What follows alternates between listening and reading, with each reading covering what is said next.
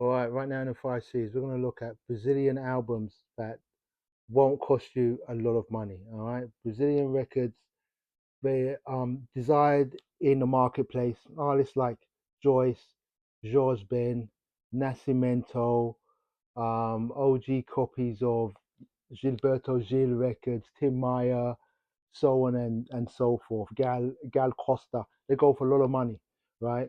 And maybe rightfully so, but there's an abundance of Brazilian music, and there's Brazilian records that when you come across them, they don't go for that much money because they're not in the cool club, but they're great records, right? So these are records you may not see them around a lot because they're from Brazil, but if you see them, they're going to be reasonably priced. Okay, we're going to kick it off with Roberto Carlos. He sold a lot of records.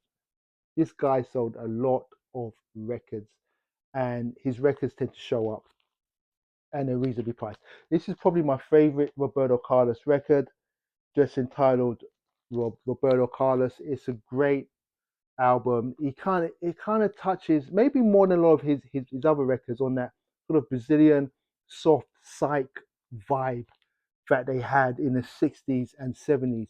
He dips his toe into that and he executes. This is a great album. Cannot preach it enough. Roberto Carlos.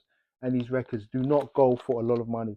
Next up, Lenny Andrade. I never knew much about this woman before purchasing this album, Registro. And it's just smooth, soft, bossa Brazilian vibes. You feel like you're in a middle class suburb. Like you're in Leblon, Rio in the 70s, hanging out on a plush rug, drinking wine, and listen to the soft.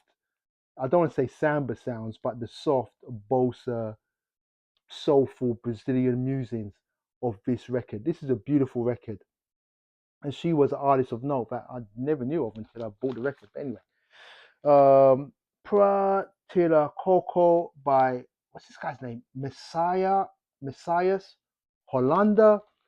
For a name I can't pronounce, I've got to say I do love this record. This is um this is like Foro vibes.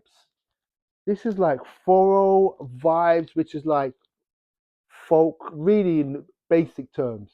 Just to make it rudimentary terms, it's like Brazilian folk music, but it's a beautiful record. It's just a beautiful record from beginning to end, and it takes you somewhere else. Me, somewhere else beyond my usual like bossa, samba, psych vibes that I'm usually like gunning for when it comes to the Brazilian records. It's a great album, and I love it, and I'm glad I bought it for cheap.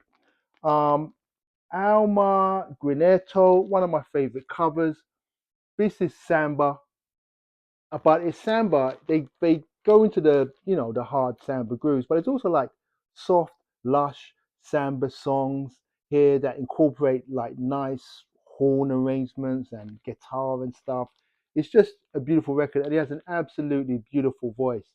It's just like a lullaby of a smooth, soft, engaging record that you will just enjoy with a cup of coffee or something.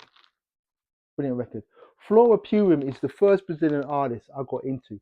Before I went to Brazil and had my Brazilian music epiphany when I heard Tim Maia in a cab when I was going to a football match, um, I bought Flora Purim records because I see them around for cheap, and I just buy her records. But I just associated her as like a jazz singer as opposed to a Brazilian singer.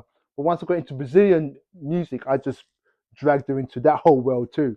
But one of my favorite singers of all time, Flora Purim's discography is just immense and it's brilliant. And she's one of the great singers, and she's still around. This record, Butterfly Dreams, is a worthy cop, and Flora Purim cannot preach it enough. She's one of the greats.